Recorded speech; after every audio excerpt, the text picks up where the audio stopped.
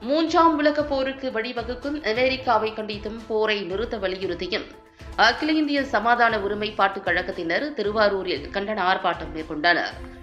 திருவாரூர் புதிய ரயில் நிலையம் முன்பு அகில இந்திய சமாதான ஒருமைப்பாட்டுக் கழகம் சார்பில் மூன்றாம் உலகப் போருக்கு வழிவகுக்கும் அமெரிக்காவை கண்டித்தும், அரபு நாடுகளை ஒழிக்கும் இஸ்ரேலை கண்டித்தும், மோடி அரசு 75 லட்சம் இந்தியர்களை துரிதமாக காப்பாற்ற நடவடிக்கை எடுக்க வலியுறுத்தியும், போரை நிறுத்த இந்திய அரசு வலியுறுத்த வேண்டும் உள்ளிட்ட கோரிக்கைகளை வலியுறுத்தி கோஷமிட்டு கண்டன ஆர்ப்பாட்டம் நடத்தினர்.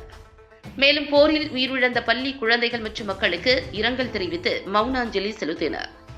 இந்த ஆர்ப்பாட்டம் அகில இந்திய சமாதான ஒருமைப்பாட்டுக் கழக திருவாரூர் மாவட்ட தலைவர் சண்முக சுந்தரம், செயலாளர் தர்மதாஸ் மற்றும் SDPI, விடுதலை சிறுத்தைகள் கட்சி, மதிமுக, விவசாயிகள் சங்கம், வங்கி ஊழியர்கள் கூட்டமைப்பு, ஆட்டோ தொழிலாளர் சங்கம், சுற்றுச்சூழல் ஆராய்ச்சி மையம், வர்த்தகர் சங்கம் உள்ளிட்ட நிர்வாகிகள் கலந்து கொண்டு ஆர்ப்பாட்டம் மேற்கொண்டனர்.